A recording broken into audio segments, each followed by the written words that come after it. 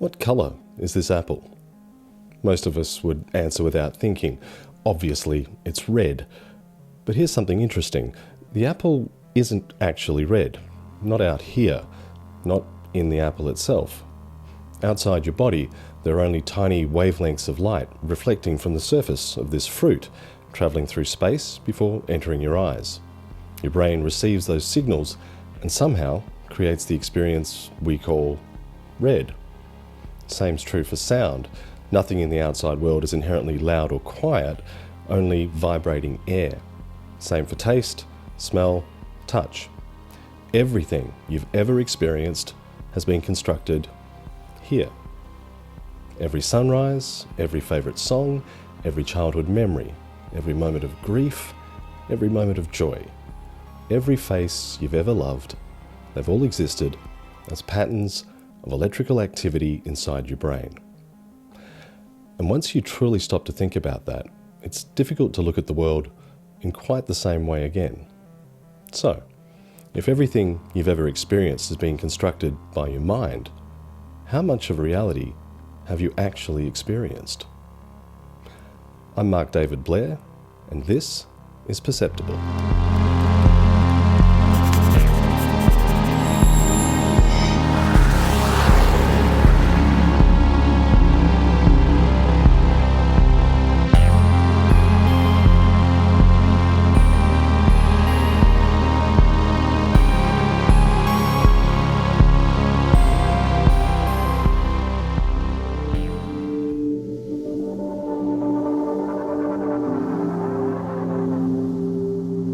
When I first started to explore this idea, I admit it did freak me out a little bit.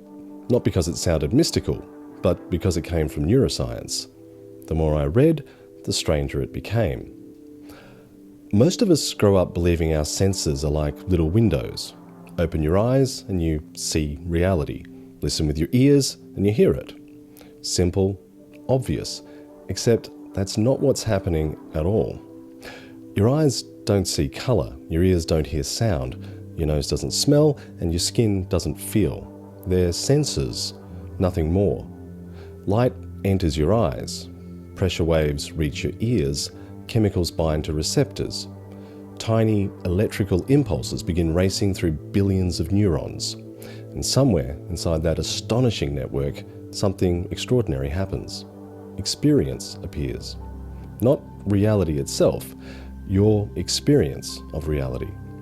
That distinction is small, but it changes everything, because it raises a question that's both unsettling and beautiful. If we're only ever experiencing our brain's interpretation of reality, what is reality actually like?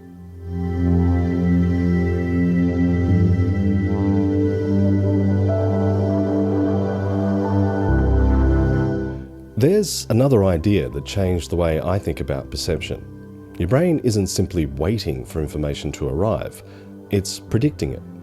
Right now, before your eyes have fully processed what you're looking at, your brain is already making its best guess.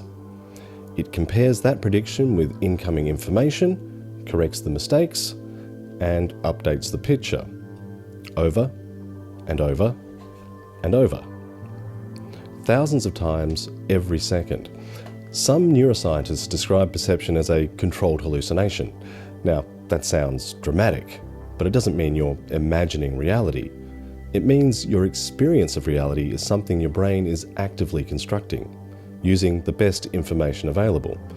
It's less like watching a live video feed and more like your brain creating a high-resolution video game on the fly, using millions of tiny inputs to render a pretty seamless experience. Most of the time, it gets it remarkably right. Good enough to drive a car, catch a ball, recognize a friend's face across a crowded room. But sometimes, the illusion slips. Try something with me. Hold your thumb out in front of you. Close one eye. Now slowly move your thumb sideways while keeping your gaze fixed straight ahead. At one point, your thumb simply disappears. Don't panic. It's not because it isn't there. It's because your brain has quietly painted over the gap. You've had a blind spot your entire life, yet until you've actively looked for it, you probably never noticed it. Not because your eyes failed, because your brain decided you didn't need to know.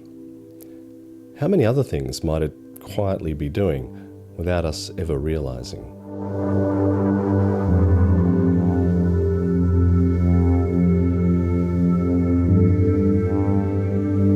The more I thought about perception, the more I realized something. The world I experience isn't the world, it's a world.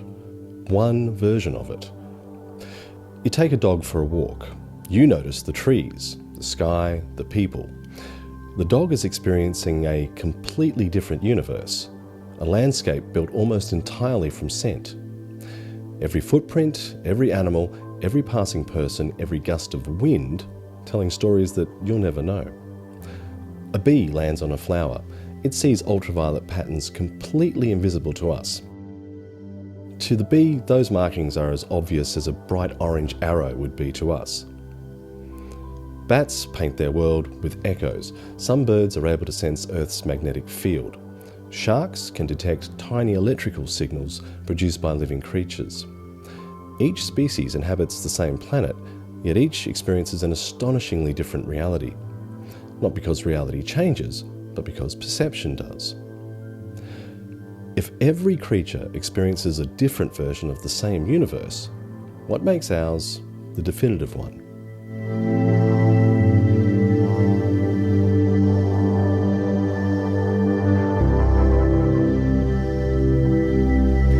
Take a moment to consider this.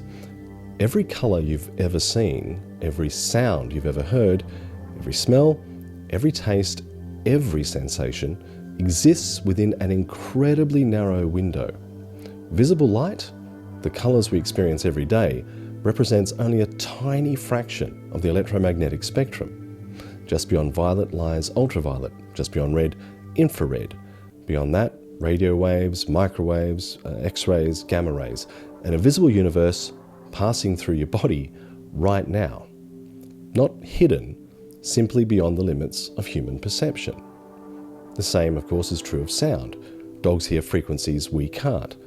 Whales communicate across enormous distances using sounds too low for us to detect. Entire conversations are taking place that humans can never directly hear. Not because they're secret, but because we simply weren't built to perceive them. And perhaps that's worth remembering. We often imagine that what we perceive is all there is, but history reminds us otherwise.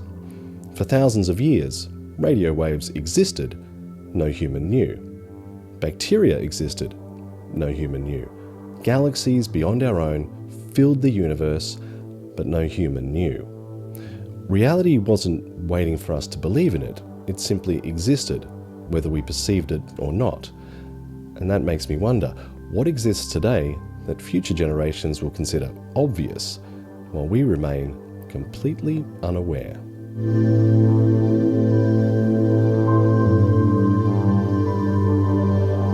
One of my favourite quotes comes from the philosopher Alfred Korzybski. The map is not the territory. It's a simple idea, but an incredibly profound one.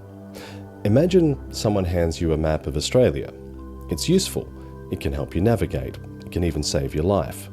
But no matter how detailed it becomes, it will never actually be Australia. Reality may be something like that. What we experience isn't reality itself. It's the map our brains have built. A remarkably accurate one, refined by millions of years of evolution. Not to show us everything, but to show us enough. Enough to survive, enough to recognize danger, enough to raise children, enough to find food, enough to live. And perhaps that's all evolution ever needed. Not objective truth, just useful truth. This is where I get a little intrigued, because once you accept that our experience of reality is constructed, a different kind of question begins to emerge. Not what strange things exist, but what might we be missing? That doesn't mean every extraordinary claim is true, far from it.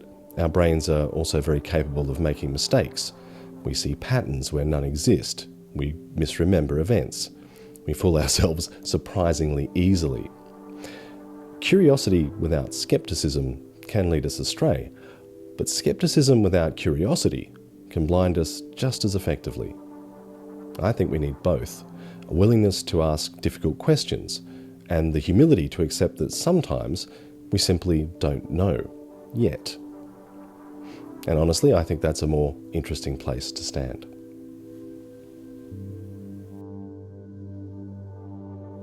People sometimes ask me why I'm interested in subjects like consciousness, UFOs, near-death experiences, ancient mysteries, or the nature of reality itself. And the answer is actually very simple. I'm not searching for certainty.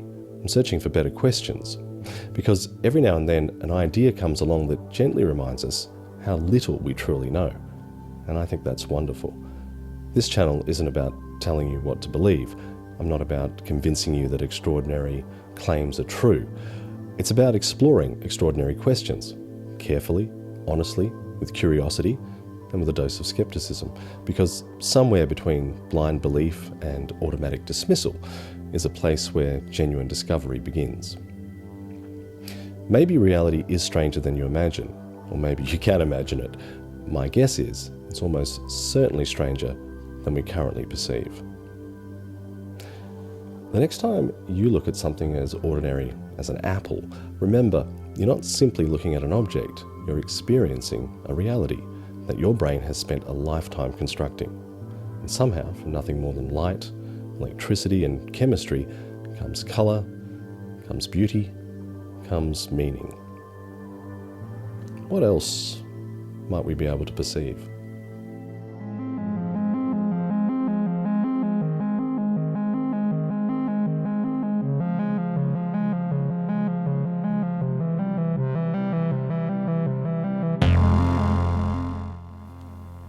And that brings us to the end of this one. Thank you so much for watching. If you've made it this far, I really appreciate it. This episode was a little different from the first, both visually and in the way I told the story. I'm still figuring out exactly what Perceptible is going to look and feel like, so I'd love to hear what you thought. If you enjoyed it, hitting the like button and subscribing really helps the channel grow. And if there's an event, encounter, mystery, or unexplained story you think I should cover in a future episode, drop it in the comments. I'd love to see you next time. Bye for now.